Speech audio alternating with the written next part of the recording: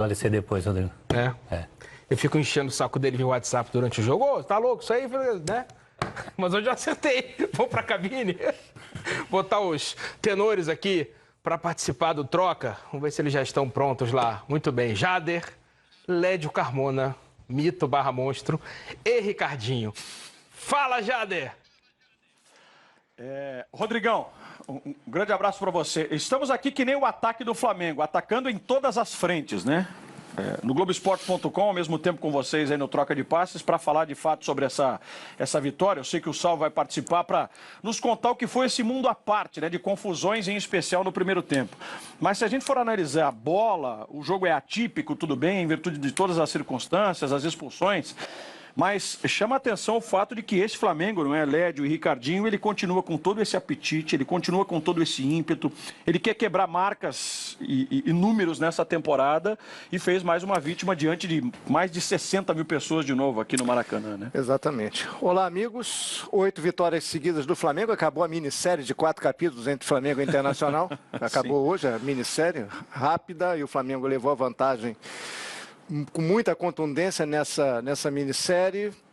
Agora, é impressionante o Flamengo. Hoje eu acho que nem fez uma atuação exuberante, já fez melhores nessa sequência de 8 jogos. Mas foi um jogo tão atípico que você não pode se balizar muito em relação ao próprio desempenho do Flamengo contra o Internacional com 9 jogadores. Agora, o que chama atenção é a fome do time do Flamengo, que faz 2-1, não tira o pé, tenta fazer o terceiro. Quando fez o terceiro, tentou o quarto, tentou o quinto, ficou no 3, mas poderia ter chegado até uma goleada, que seria um resultado até normal, diante da dificuldade do cenário atípico que foi o jogo para o Internacional. E a seriedade do Jorge Jesus, né? Que em um momento botou time reserva no campeonato, poupou time, exagerou no rodízio, ele faz até uma rotação pontual aqui e outra ali. Ele não perde o controle, nem do Flamengo na Libertadores, nem do Flamengo no Campeonato Brasileiro. Você vê tanto time poupando jogador, tentando time alternativo, time A, time B, e ele não muda a sua forma de pensar em relação ao Campeonato Brasileiro e também à Taça Libertadores. Eu garanto que sábado, contra o São Paulo, a 3 dias do jogo em Porto Alegre contra o Grêmio, ele vai com o que ele tiver de melhor para enfrentar o São Paulo aqui no Maracanã. Pois é, o jogo foi atípico, o Inter lutou, teve bravura, a gente enalteceu isso ao longo de toda a transmissão, fez o que cabia, né, Ricardinho, diante do que era o quadro. Exatamente, um abraço a todos os amigos do Troca. O Inter fez o que era possível. Né? Até os 20 minutos nós tínhamos um jogo, né, do primeiro tempo. Já tinha acontecido algumas coisas, por exemplo, o Moledo sair contundido, e acho que foi uma situação importante, porque o entrosamento dele com o Cuesta, e se nós observarmos a origem do primeiro gol do Flamengo é justamente no meio da defesa, onde o jovem, o Klaus, entra e o Gabriel acaba ganhando a bola. Dá um bote errado. Dá o bote e acaba ganhando, e aí tem o lance do Bruno, que no primeiro momento a gente achou que a bola na mão não era suficiente para uma penalidade, depois o Salvio explicou que foi o agarrão, né, que ele acabou dando a penalidade em seguida. Enfim, não sei se era correto, e aí os nossos especialistas vão com certeza esclarecer com relação ao cartão e a penalidade, sim. Né, essa dupla punição, né? Mas pode esperar que a resenha vai ser grande, vai ser longa, não só hoje, mas não, enfim. Mas e aí, a partir desse momento, nós tivemos um outro jogo, porque você jogar contra o Flamengo no Maracanã, acaba tomando gol na penalidade, né, convertida pelo Gabriel, e tendo que reverter o resultado, e acho que os jogadores do Inter, em especial o Guerreiro, acabaram se desequilibrando um pouco, e esse desequilíbrio foi notório, porque o lance da expulsão do Guerreiro é claro, ele tem um choque com o Rodrigo Caio, um choque de jogo, né, um cabeça com cabeça, que ele acabou levando a pior e acabou sangrando, e aí ele faz o gesto, enfim, vai expulso e acaba prejudicando mais ainda o Inter. Então realmente o jogo foi atípico, o Inter foi brioso, foi um Inter comprometido, foi um Inter que fez aquilo que poderia. até empatou o jogo no início do segundo tempo, né, de forma guerreira, gol, aliás, né? porque o Patrick faz uma jogada e com muita força, porque é um jovem que tem muita força, pode ter uma limitação técnica, mas força e determinação tem de sobra, e aí joga para trás o Edenilson, que também é outro jogador com essa característica, que chega, tem força, que deu o máximo, acaba batendo, a bola desvia, acho que, se eu não me engano, no Gerson e tira o Diego da jogada. O jogo estava empatado, mas o Flamengo com volume, com parte técnica, com capacidade física, acabou envolvendo e chegando aos 2 outros gols em 2 cruzamentos do Rafinha, um que o Rascaeta cabeceou no meio da defesa, que aí sim a atenção de você estar com 2 jogadores a menos, você não pode desequilibrar, você não pode dar chance ao adversário de estar à sua frente depois de todo esse prejuízo do jogo, né? Mas enfim, o Flamengo merecidamente conseguiu o resultado, mais uma vitória, e o Grêmio e o Inter, desculpe, o Inter fez o que era possível, dentro das características, dentro do cenário do jogo, com 2 jogadores a menos. Hoje não dá para cobrar mais nada desses jogadores do Inter, do que eles puderam fazer em campo.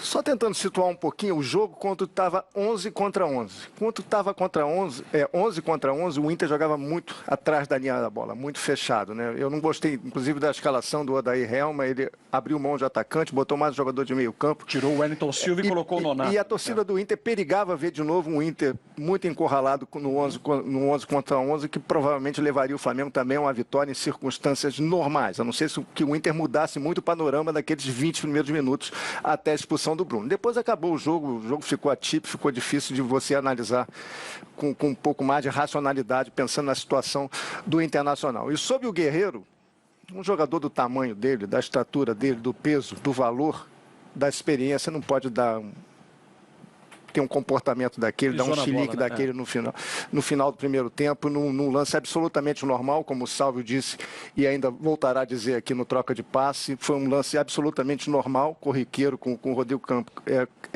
Caio. Os 2 sangraram, uma disputa de bola aérea que você vive vendo nos estádios brasileiros. Alguém sempre leva a pior, no caso os 2 levaram a pior, e ele exagerou. Ele foi extremamente grosseiro, foi mal educado, exagerou na reclamação e foi muito bem expulso. Um jogador do tamanho dele, do peso dele, da experiência, do valor dele, não pode ter um comportamento como aquele. Sem contar o fato de que prejudica o Inter na próxima rodada, porque recebe o Palmeiras, é outro adversário direto nessa briga do Inter lá por G4, por algo até maior no campeonato, e dependendo muito do que vai ser o julgamento do Guerreiro, dadas as atitudes, a punição pode ser grande ainda, né? O Inter pode perdê-lo por mais tempo ainda, em virtude desse comportamento, e as imagens falam por si só. A gente está revendo aí todo o instante em que o Guerreiro se destemperou e acabou sendo expulso.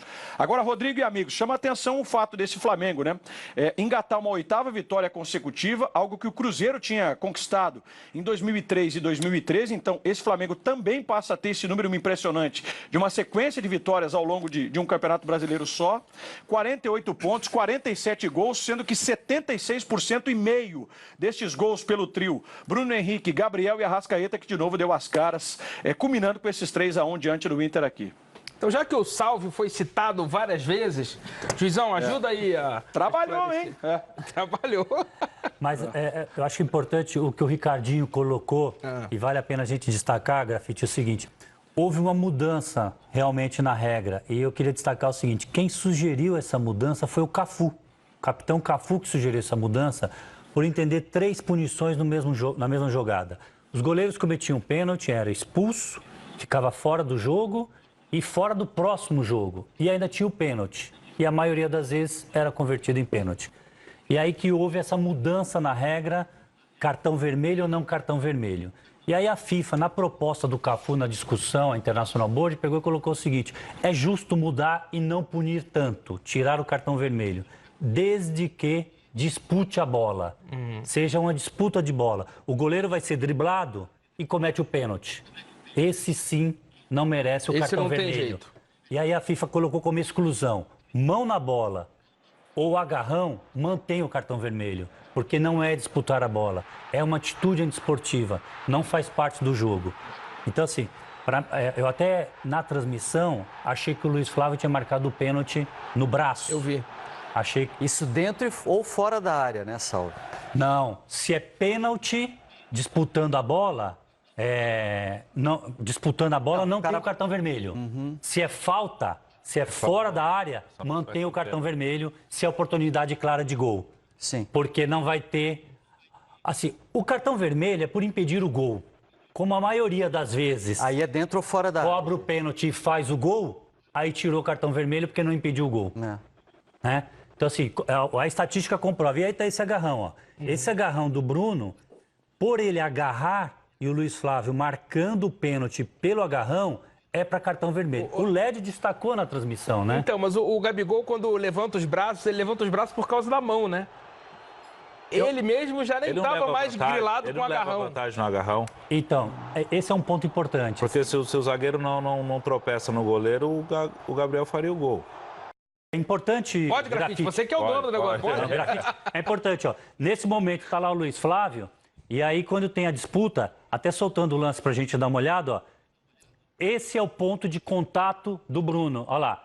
Esse desequilíbrio do Gabigol, pela regra, eu marco no agarrão. Ah, sim. Eu marco no agarrão porque, olha lá, nesse momento, olha lá, tem esse contato e não deixa ele em condição plena de fazer o gol. Você, Grafite, sem esse agarrão, teria o domínio da bola e conseguiria estar mais equilibrado, até fazendo passe. O Bruno atrapalhou duas vezes. Quando puxa e quando cai, a bola bate no braço dele que estava colado no corpo. Era o braço de apoio. De apoio que não seria pênalti. Isso. Aí está o Grafite. Se o Luiz Flávio, pênalti tem vantagem?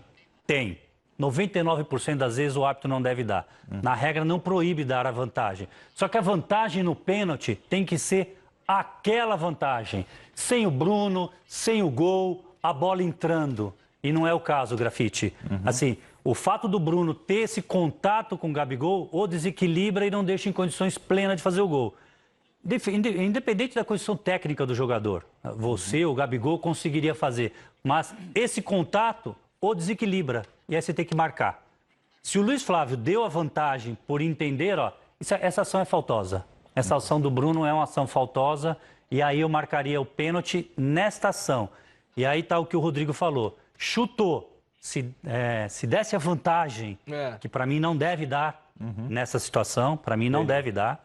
Se desse a vantagem, aí não seria pênalti na mão. Por que você acha que ele vacilou no cartão, Salvio? Deu o primeiro amarelo? Eu acho que ele confundiu com a alteração da regra. Disputa ou não disputa. E aí o Lédio até destacou isso na transmissão, que o Luiz Flávio vai e mostra cartão amarelo. E aí, por ser uma matéria exata, o VAR deve ter avisado para ele, o Emerson Ferreira deve ter avisado. Oportunidade clara e é agarrão. A imagem está mostrando agarrão. Ele não precisa ir ao monitor.